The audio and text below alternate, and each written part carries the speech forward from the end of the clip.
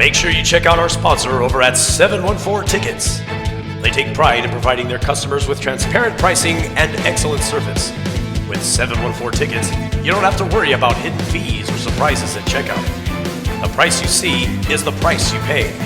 Plus, their team is dedicated to ensuring that you have the best shopping experience possible. And as a special thank you, they're offering a 10% discount on your purchase as well as entering you in a drawing for a free Halos jersey. Also, 5% cash back on your purchase. Only when you use the promotional code HEATY at checkout. That's HITI, HEATY. Get ready to shop with confidence and discover great deals today over at 714 Tickets.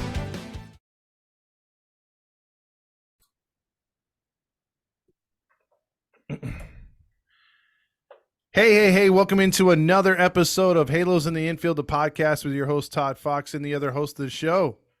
The Lone Star Halo, Fernando. The Lone Star Halo. And when he says Lone Star Halo, he really means it. He's from Texas, and he was at a certain spot tonight. How did you get there? Obviously you arrived there somehow, but how did you get into that place that you went to today? So I went to WWE Monday Night Raw here in Fort Worth, Texas. Just wanted to be spontaneous. And all day I was checking tickets, and I was checking the ticketing apps. I was checking Game Time. I was checking SeatGeek, but all those places charge those pesky fees. So I went over to 714 Tickets and got and got some seats. I wasn't that far. Yeah, I was behind the scoreboard or like on the angle of it, but I was only like 70 feet away from the ring.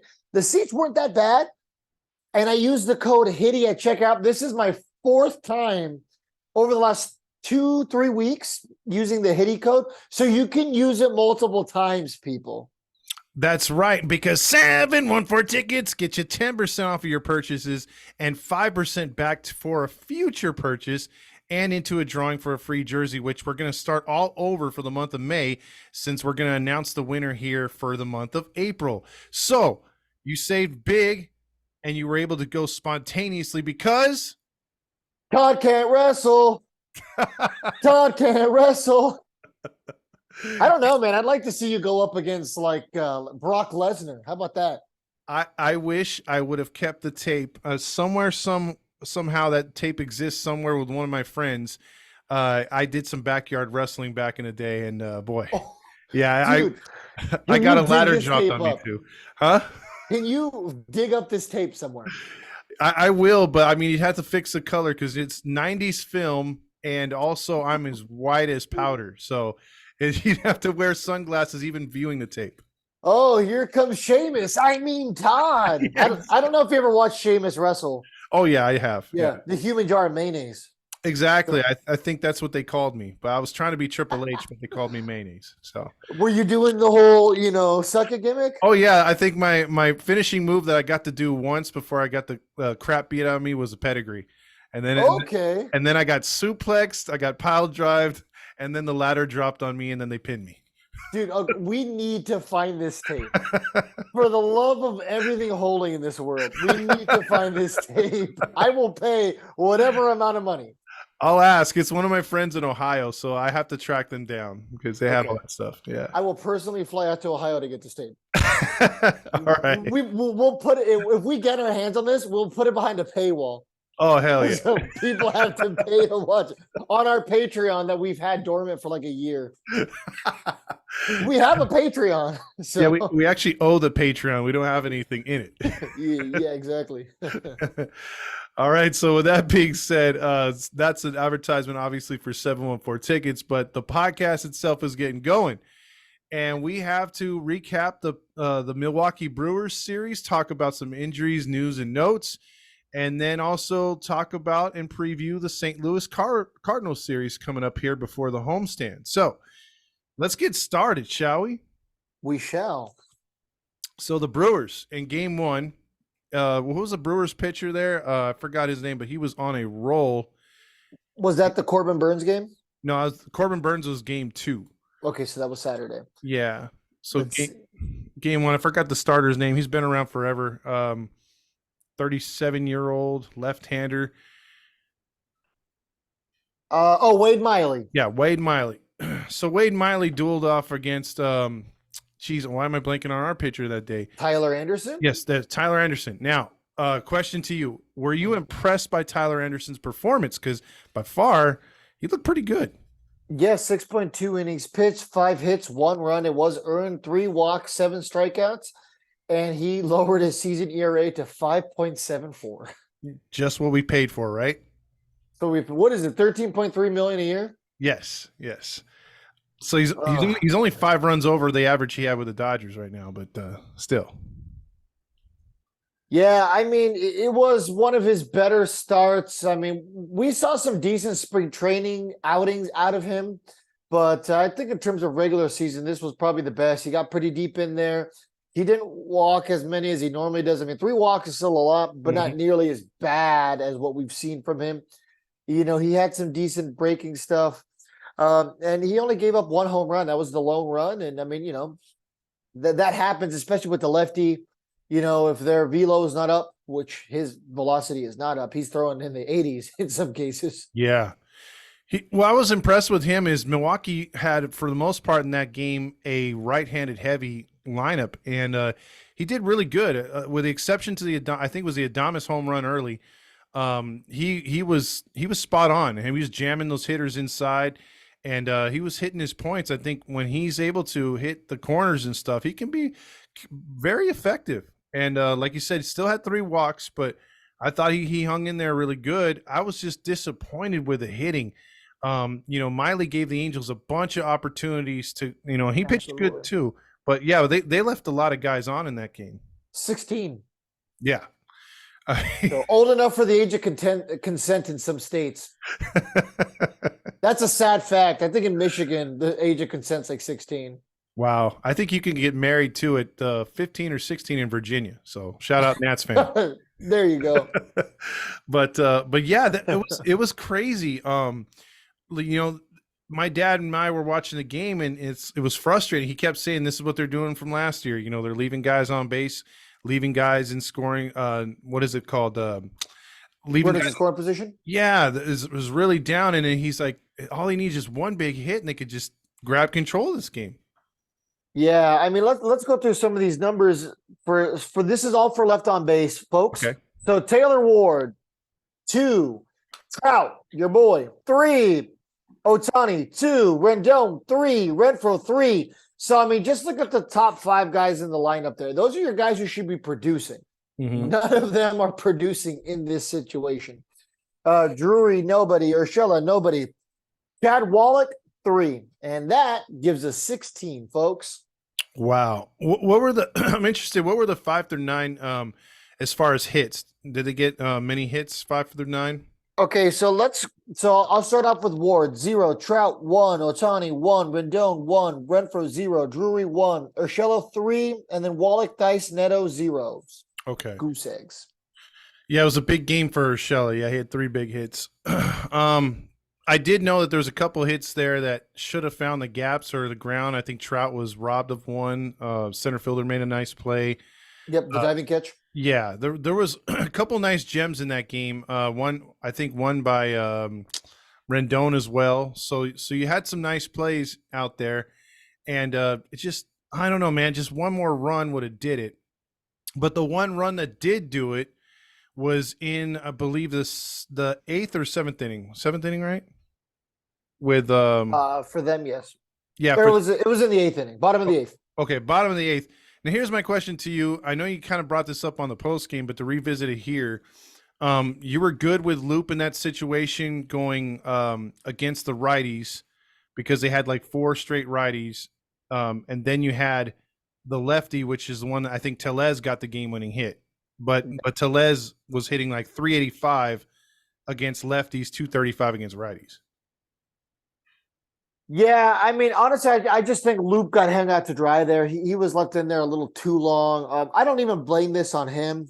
Mm-hmm. You know, there's a lot of times where, you know, I'm not a big Aaron Loop guy, but, you know, I just think he was left out there a little too long, unfortunately. And, you know, it cost him. He didn't pitch horribly. I mean, yeah, he gave up that hit, but I mean, you know, he came in, gave the team an opportunity in the bottom of the 7th inning, got them out of that jam. And then, you know, for whatever reason, Phil Nevin's like, F it, we're going to keep riding the wave.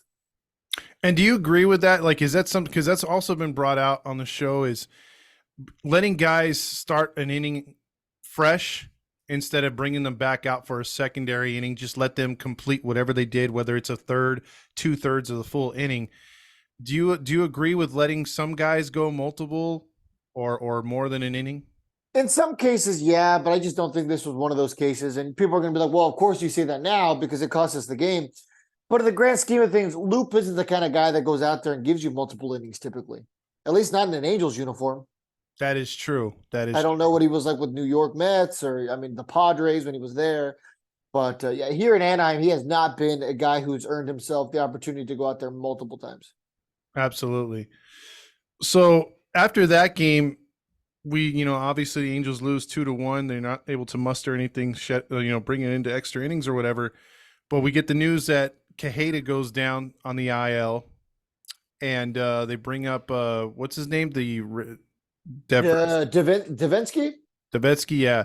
Now, was he through our minors? Because I didn't see if he was through our minors or we pick him up. He was signed on a minor league deal coming out of spring training. But yeah, he was on a minor league contract, yes. Okay. He looked pretty impressive, and we'll get into that, when in his inning pitched in the next game. But yeah, is there anything else you want to bring out in that game one loss?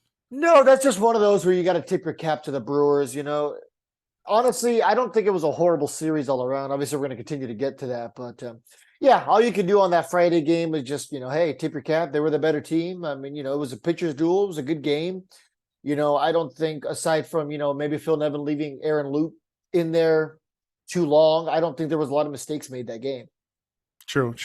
And one cool thing that I saw that, related to the Brewers, Bob Uecker's been there, a broadcaster for a long time, and they have a bobblehead of him in Star Wars gear. I thought that's pretty cool. I mean, they're honoring their longtime announcer legend, and they could shy away from players every now and then, and get one of their Hall of Famers in there. I thought that's pretty cool. That's pretty cool. They had a WWE night in 2021 because I went to the stadium and they were advertising WWE night, and they had his bobblehead where he had like the WWE championship. Oh, yeah. And that was going to be like 2 days after I went. I was like, darn it. That would have been a cool little souvenir, right? Well, especially me to add to the collection over here. Absolutely. That's what I'm saying. It would look awesome up there. All right. So that would set us up for game two. And it looked good on paper. Some people some Angel fans are really hard on Reed Detmers. So they were saying, Reed Detmers has not been pitching that great, but Reed Detmers had a showdown matchup there with Corbin Burns, who is practically their ace, but they demoted him to number 2 there behind Miley. And Burns has been pretty good. Were you happy with the way the Angels were hitting him early, or do you think they got the most out of their at bats versus him, or you think he controlled them pretty good? And what did you think of Detmer's start?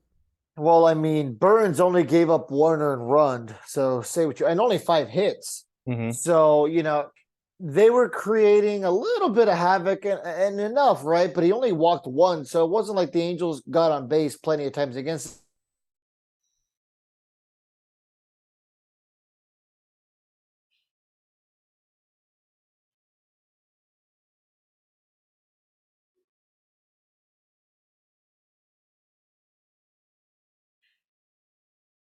Plus, side note, he grew up an Angels fan. So, grew up idolizing Nolan Ryan and Jared Weaver. So I would love to see him in an Angels jersey one day, especially because we know the Brewers aren't going to pay him. That's true. I doubt he'd be back there in Milwaukee. Sort of like how people like to think Shane Bieber's going to come here too. I mean, you have some of these pitchers. Okay, aside from Randy, who really thinks that Shane Bieber's going to come here? Well, I mean, there's just a lot of pitchers that grew up being Angel fans, and we really don't get to see them come here and actually play here. They may say it, but then when free agency takes place, we don't even sniff those guys. So yeah, that's true. Yeah. So hopefully Burns, but yeah, we'll see. I'd like to see Burns. I mean, I'd like to see Shane Bieber too. I mean, both are great pitchers. Both are absolutely elite. I would love to see either one, but yeah, we don't get elite pitchers typically. No, I mean the only way I would see that happening is if somehow we had $500 million to spend on Ohtani, but we lose him, and then somehow they want to spend at least half of that on a couple pitchers, and I think maybe that's how we can get Burns and Bieber. But that's a story for another day. Okay, real quick. Hypothetically, in Mhm. this hypothetical world where the Angels lose Shohei Ohtani due to free agency, Mhm. but they get Corbin Burns in like 2 years and Shane Bieber also to join the pitching staff, would you take that? I would take that. I would take that. I would take that. I mean, if you're not going to keep Ohtani, but you're going to get 2 of the best pitchers in baseball to replace, one of the best pitchers in baseball, Yeah, and you could always get a DH because you could always convert an outfielder that's fading, or you can move Trout to freaking DH. Oh, I thought you were talking about Trout.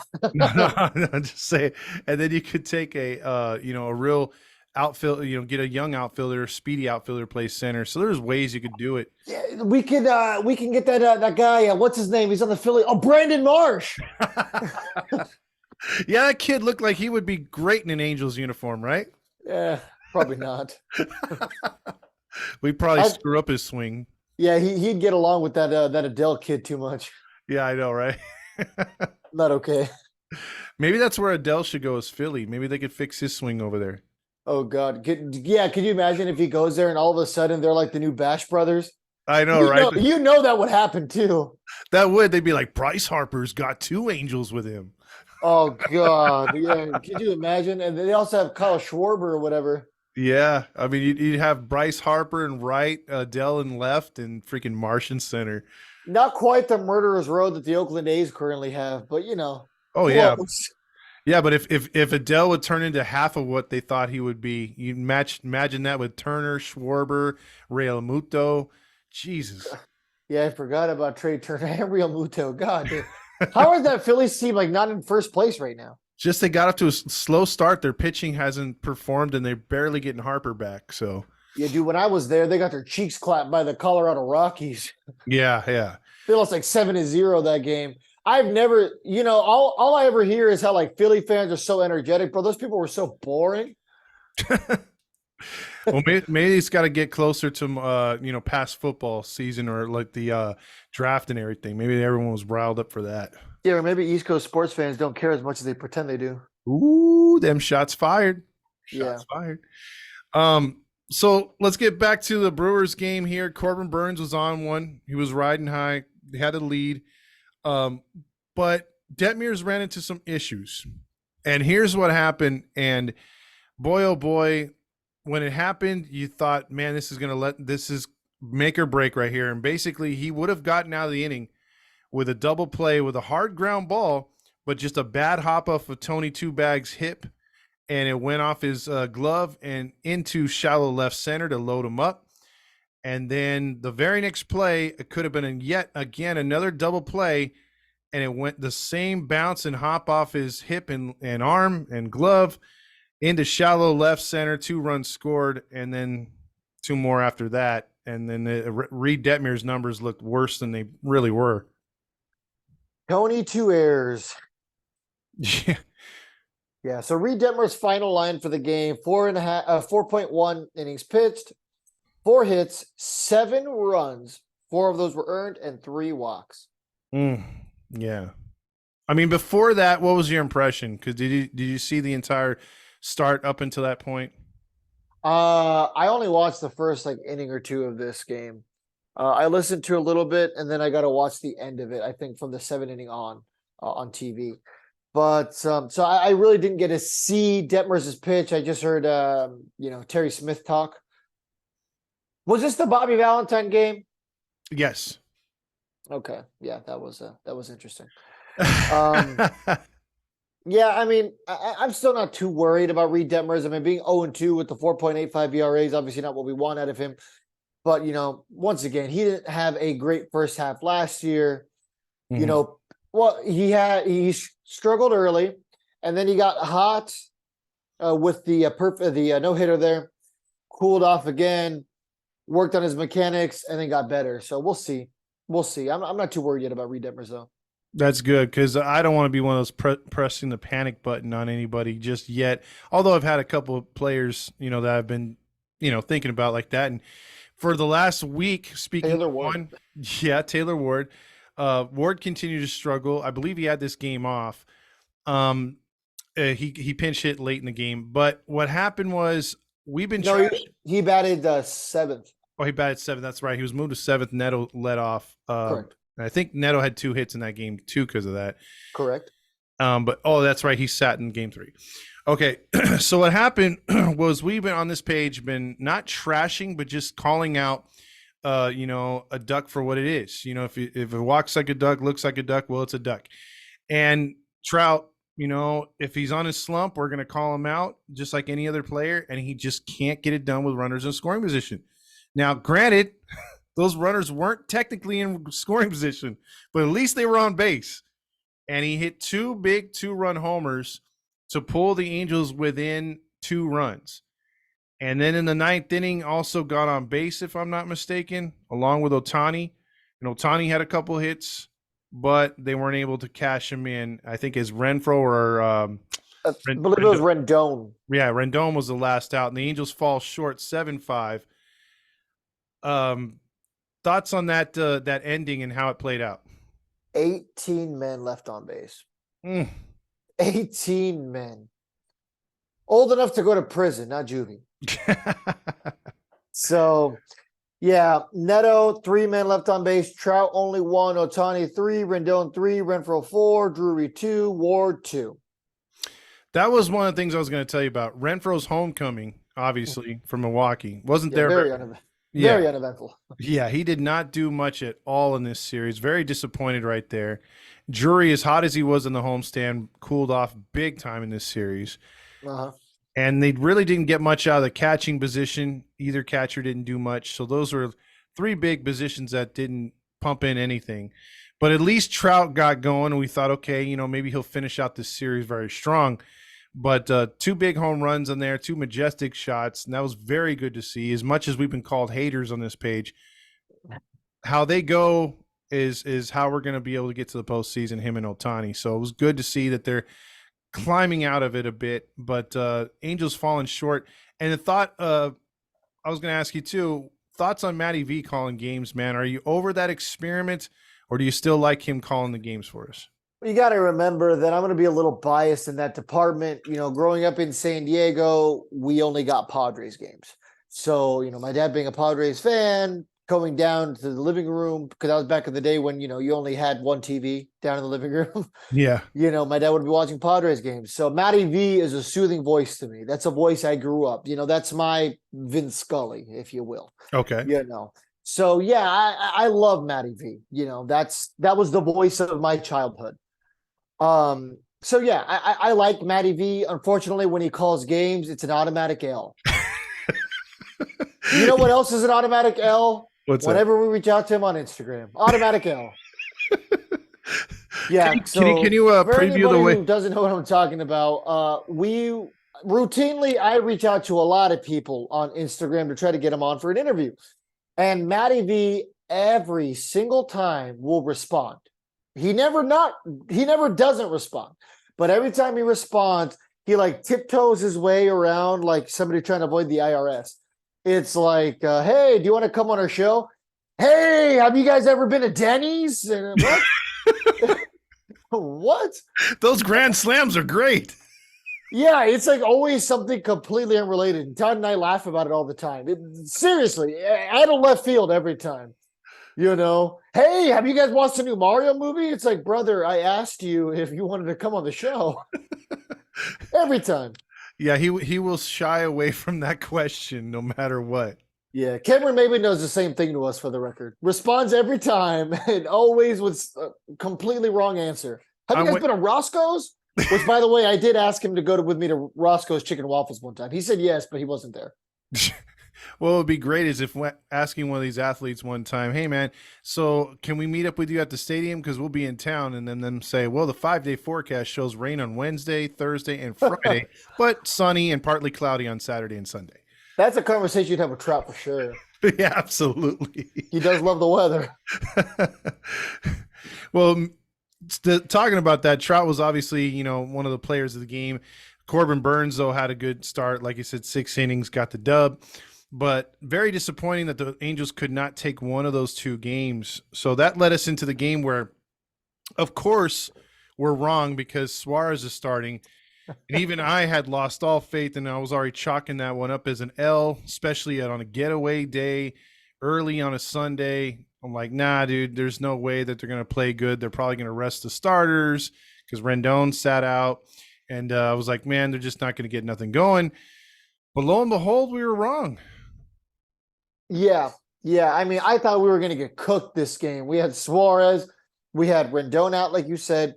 Ward was benched. He did pinch hit. And then we had Rengifo playing left field. Mm-hmm. So, yeah. And your boy Mike Lamb. Oh, yeah, Mike Lamb was in there. But you know what, though? Mike Lamb said, I'm a Jake one out of here. Yep. He did Jake one out of there. He was responsible for, was it the first run? First home run, yes. There you go. And then your soothing voice of Matty V could not get over the fact that the ball that Ohtani hit was hit higher than a punt in NFL. It stayed up longer than a punt. Yeah, it almost hit the ceiling from what I saw. Yeah, he just hit it straight up. It was one of the weirdest things you've ever seen. If obviously you've been to that stadium, how do you describe that roof? Very high. very, very high. I love that ballpark, by the way. I don't know if I've ever gotten to tell you that. It's one of my favorite stadiums. Well, since we're talking about it and we're talking about the Brew Crew, man, give us some of your best things to look at or maybe things that people don't know about the Brewers Stadium. So if you go there, anybody who does, you got to go to the Bud Selig experience. And, Bud Selig was the owner of the Brewers when they moved back to Milwaukee because they were the Milwaukee Braves. Correct. Obviously, they went down to Atlanta because Hank Aaron played in Milwaukee for a minute there. Yep. And then they ended up, it was an expansion team, correct? Yes. So yeah, they came back, quote unquote, to Milwaukee and turned into the Brewers. And Bud Selig was their owner. And they have like this whole exhibit just dedicated to like Bud Selig. And they have this like little montage where it talks about like building the stadium and how they played in like I think like a football stadium for a little while, and Bud talked all about that, and it was really cool. Like at the end, it's almost like this holographic Bud Selig, kind of like you're like a Disneyland type of thing. Mm-hmm. It was really, really cool. And at the very end, you get to go through like this little museum they have, and they did an exact replica of his office back in Old Country Stadium. It's really, really cool. And apparently Bud Selig smokes weed. Who would have thought? That was the first thing I saw. I was like, oh, Bud Selig, is he a bad man? Bud likes that bud. Yeah, exactly. It's in his name. If you go there, you got to get the Kristen Yelich grilled cheese there. That was chef's kiss. Super good. I got the cheese curds. I got the frozen custard.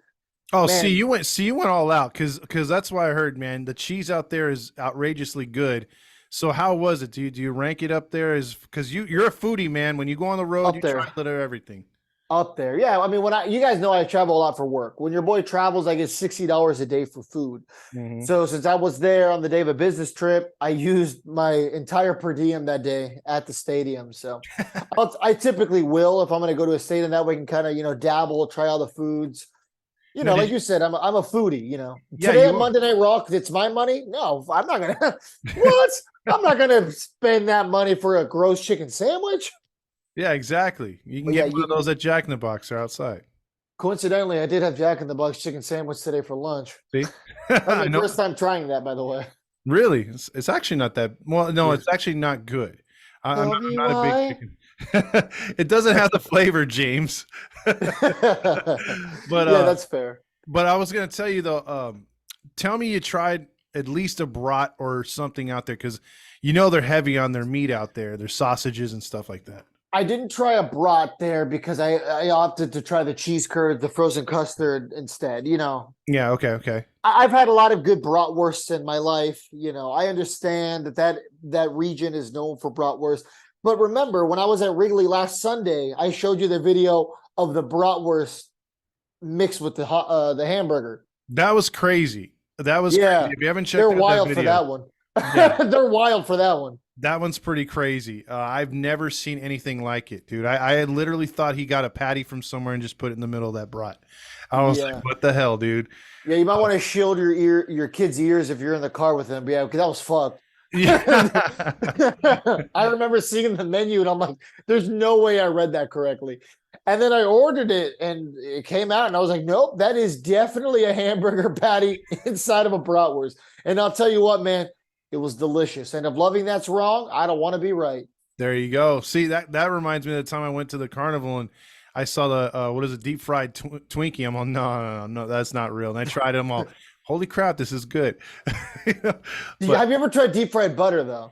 No, I haven't. No. Yeah, it's probably for the best. I've never tried deep fried butter, but I mean, if you want to die, Oh, okay.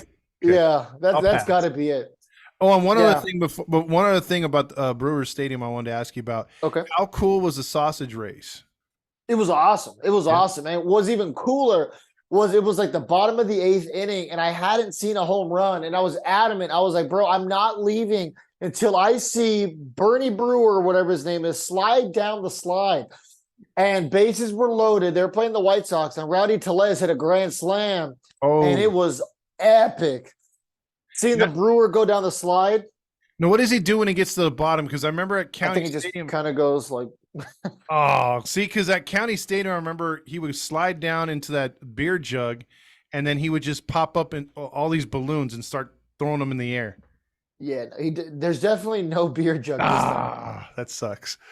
But that's still cool, though. I mean, that at least they kept that tradition going there in the new Miller Park. Yeah, I did see that video of Erica Weston going down there, and I was like, "Ooh, don't break your arm! Don't break your arm!" Like that one girl last year, was it? Yeah. Broke her arm. I think Patrick O'Neill or one of them was saying they had to sign a waiver when they went down there. So Yeah, it makes sense. Yeah. Yeah, I can see that. But yeah, so that moves us on, like I said, to Game 3, and they had that 2-run or the second blast by Ohtani, which almost hit the roof, and then Suarez pitched 5 really good innings, and he left it over to the bullpen. Davinsky had a good inning, and then they kind of like messed around with the bullpen a little bit and left it to Moore and I think Jaime. And Silseth. Oh, it's Silseth. I'm sorry. Silseth. And what are your thoughts on Silseth being called up as a mid-relief, anywhere in the bullpen type dude? I think you know why he's here. Okay. He's here in case Suarez, gets the hook, the shepherd's hook there early. Fortunately for Jose Suarez, it looks like he bought himself another dance with the devil. I would be very surprised if they call him down after that.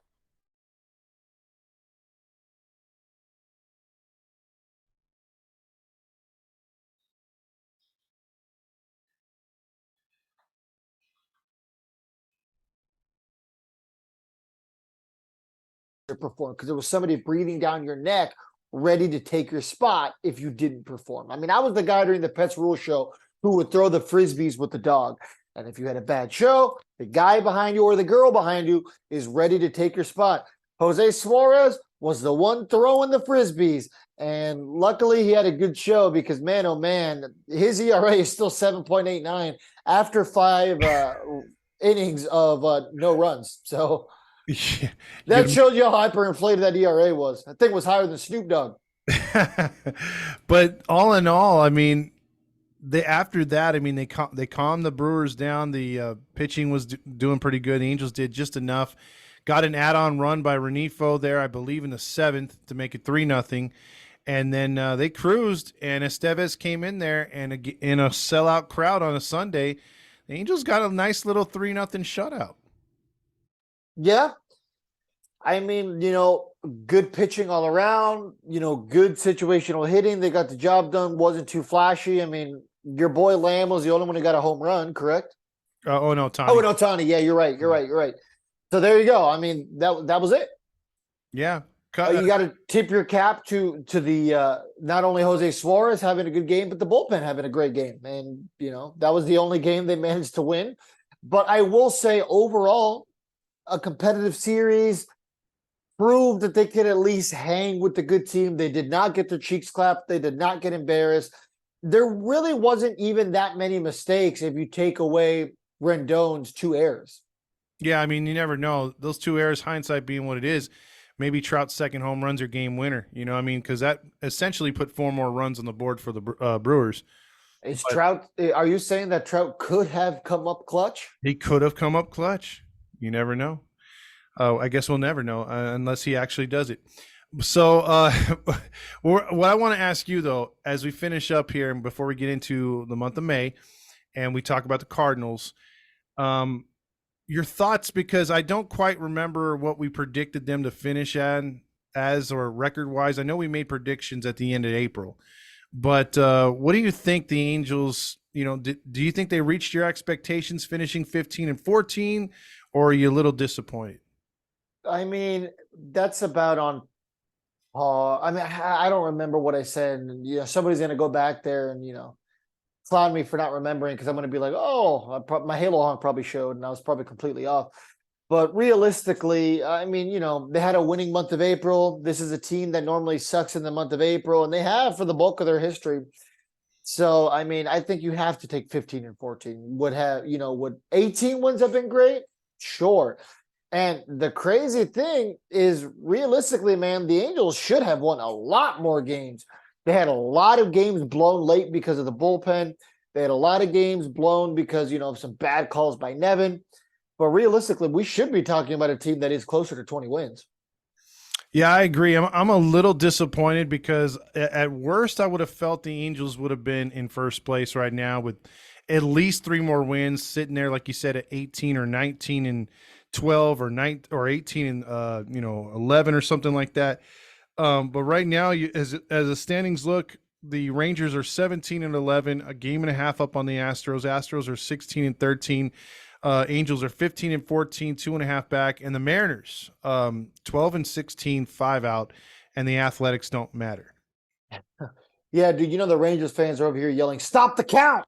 Yeah, exactly. Stop the count. It's over. The year's over. They're like, we clinched, right? What was that you cut out? Oh, no, I was going to say the Rangers fans are like, you clinched, right? Yeah, no, Todd is silent. Oh, okay. Hold on. I was going that young internet for Todd is not working at the moment. Yeah, it's been But acting weird. yeah, Rangers fans have to definitely be frustrated that the fact that there's still a lot of season left. It's also crazy to look at some of these numbers. You got the Tampa Bay Rays who closed out the month with 23 wins. You have the Twins who closed out in the Central with 17 wins. Atlanta closed out the East in first place with 19 wins. Pittsburgh Pirates are the best team in baseball with 20 wins. And then finally, you have the Dodgers closing out with 17 wins in the West. Yeah, and interesting enough, you got the Pirates and the Brewers are going to go. No, Pirates and the Devil Rays are going to go head to head here, so that's going to be a fun series. Yeah, who would have thought? I mean, the Rays you could see coming. They're typically always competitive. But man, oh man, Pittsburgh, nobody saw that coming. I mean, and you even look at a team like Arizona, they're only half a game back. I mean, yeah, they could be legit. Actually, I was having a discussion with Andrew. Andrew, from the page, thinks that the Diamondbacks are legit. He thinks that the Pirates, however, will be pretenders come the All-Star break. Yeah, I mean, I don't know what to think about the Cubs, and I'm really dumbfounded about the Cardinals' bad start so far. But you got to think the Brewers are going to rise to the occasion and jump the Pirates here soon. Yeah, I mean, the Brewers are also playing some pretty decent baseball. Yeah, they Can are. you imagine being 18-10 and still not being in first place? Yeah. Well, I mean, that would be a problem that would probably take, what the Angels have to go through, because that's what they usually do. They usually find ways either to lose or to be in specific situations, you know what I mean? So let's real quick talk about our division closing out before we talk about the probable pitchers here. All right, so okay. Texas, you've been adamant that there's no way they're going to maintain this pace. Mm-hmm. So be realistic with me. How long do you see this going on for them? Is this maybe one more month thing? Is this an all-star break thing? Or are we talking a week? I'm thinking mid-June because I think they're going to have a make or break May with us. One of those two teams is going to fall out of it because they don't have exactly an easy schedule either in May. And if they can survive May with no injuries, I mean, you already brought it up on the page that DeGrom went down on the IL. It's not just a 15-day IL. It's also we have to reevaluate, check him Yeah, out. shoulder inflammation, which could be potentially super serious, especially for him, dude. The guy's hurt all the time, which is a shame. He's a great pitcher. Exactly. And then we all know they got Andrew Heaney, and Andrew Heaney has health issues. Nathan Eovaldi, it's very rare when he finishes the season and the entirely. So on paper, they have a great rotation. Now in the bullpen, they're kind of iffy. I think Yeah. that's where you can get to them. And then their hitting's been pretty good right now, although they're missing one of their best hitters. But I don't buy them, man. I don't do it. The only reason why I think they're continuing their success is Bruce Bochy. I think Bruce Bochy with another, he's a great manager. yeah, next year with a GM maybe pulling the right moves, bringing some more free agents in, more call-ups, being ready. I think next year under Bochy's tutelage, they're going to be really good. Honestly, so I'm looking at their May. It's not as hard as you might think. So they're going to start off with 2 games against the Diamondbacks, and obviously the Diamondbacks are having a good year. Then they have our Angels. Then they have Seattle, who is, not struggling, but they're not doing great. Then they got Oakland, so those should be some pretty easy wins for them. They have Atlanta, which would be difficult. They have the Rockies, who are struggling. They got 3 against Pittsburgh. They got Baltimore, and then they have Detroit. So with the exception of Atlanta, Pittsburgh, and Detroit, not the hardest, and obviously the Angels. Yeah, but that's a rivalry game, so you never know what you're going to get out of those. That's true. And think about it. Yeah, now I think about it, our schedule is much harder because I think we only play one poor team, which is the White Sox. So yeah, and they're always a wild card too. They'll get hot out of nowhere. Yeah, although they've lost 10 in a row right now, something like that. Yeah, something like that. They have Keenan Middleton though. Maybe they'll call him up. Yeah. Oh, they won one today. So yeah, they're 8-21. They broke the 10-game losing streak. But yeah, I mean, I still think it's a 3-team race. I'm just shocked at Seattle. I mean, I thought that they would be, under 500 for like the first week or two and then turn it around. But they're continuing their poor play, and their last 2 wins they had to come from behind and get them. So it's not like they won them outright. Jerry Dipoto is pretty good about making some moves though at the trade deadline. At least he has been with the Mariners, so we'll see what happens with them. Okay, yeah, I mean, because on paper they got a strong team, but they've also played some pretty strong opponents as well. I mean, they got Philly right when Philly started to turn it around. They played Toronto, and Toronto was kicking their butt. So, yeah, they've had some tough games here. So if you want to talk about the pitching matchups for the Angels and the Cardinals. All right, so game 1, which is Tuesday, May 2nd, which is the day you guys are listening to this. Patrick Sandoval, who comes in 2-1 with a 3.16 ERA and 20 strikeouts, will go up against Steven Matz, who's 0-3 with a 6.23 ERA. I like that. What do you like in the final score on that one? I think it'll be a pitcher's duel. I think the Angels win. Let's go 4-2. Yeah, I was going to say the same thing, but I'll up it 1. I'll make it 5-2 Angels. I was originally going to say 5-2, but then I said pitcher's duel. I'm like, well, all right. So yeah, I think the Angels pull it out. I think Patrick Sandoval has a hell of a game, and I think he outduels Steven Matz. All right, so Wednesday we have the stopper Shohei Ohtani, who is 4-0 with a 1.85 ERA. I don't know, Ohtani. You sound kind of cooked.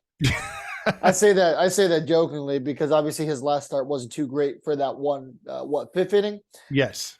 And then Miles Mikolas, who has a dope name, actually. That's pretty He's cool. 1-1 with the 5.97 ERA. I mean, come on.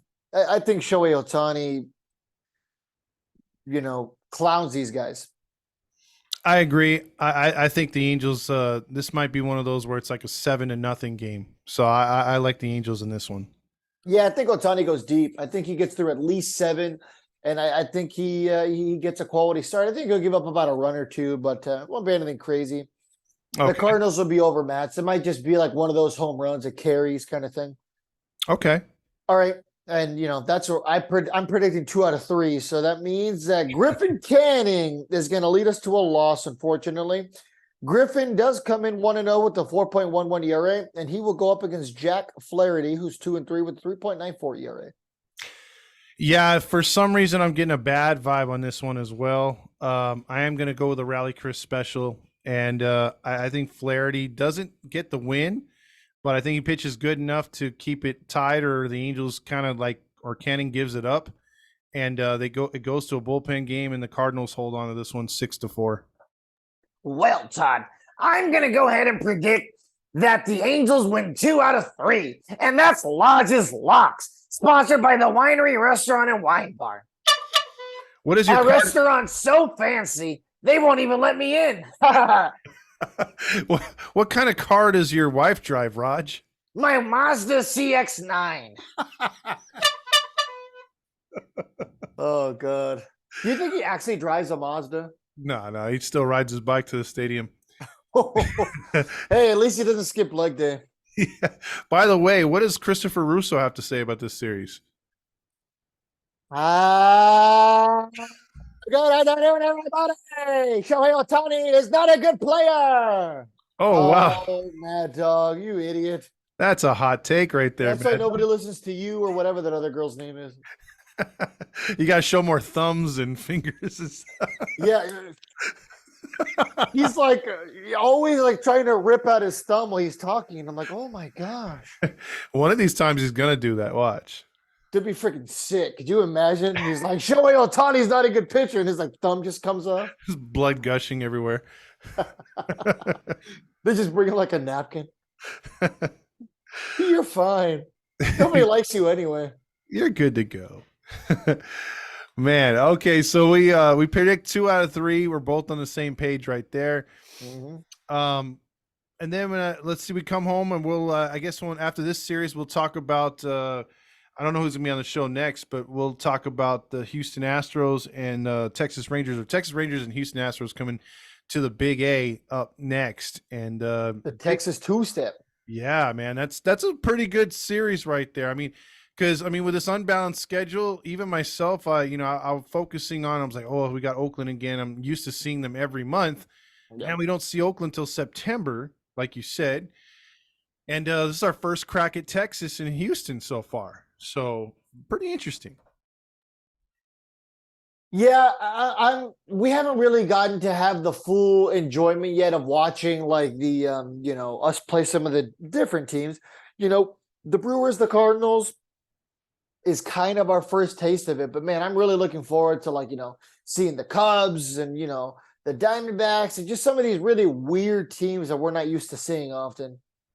Yeah, we got that series in Atlanta, so maybe we face our old Iglesias buddy or Chavez, the guy who doesn't like pitching for us.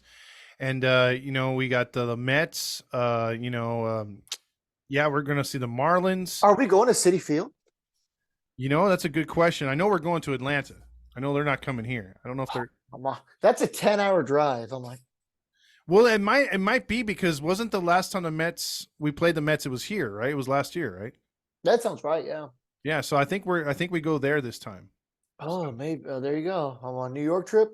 Yeah, that'd be sick. Do we plan it accordingly? That'll be another one to knock off your list. I know. I'm at 16. Our friend Juan was asking me, is he gonna make it to Toronto? And if he does, he wants to buy you a ticket. We'll see. I don't think Toronto would be this year, but I do have a passport that has 0 stamps on it. So I did promise him I would try this year, but with work and everything, I don't know if I can, dude. So you told me that you would come here to Texas. I'm gonna come to Texas, but you're still there in Texas. I'm gonna come at some point this year, and it'll likely be September. I'll probably be here through the baseball season. I can't imagine that I would be, leaving before that.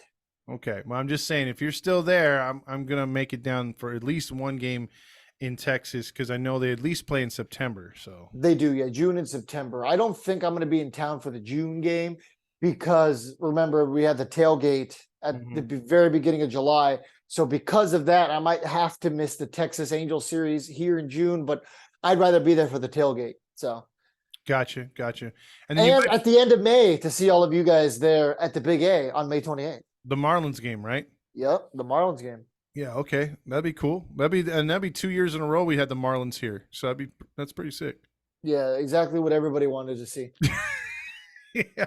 Because when you were there to watch the Marlins last time, that was for the game with our girl Hannah, right? Yeah, Hannah was like, "We love you guys." Hannah, if you're watching this, we love you.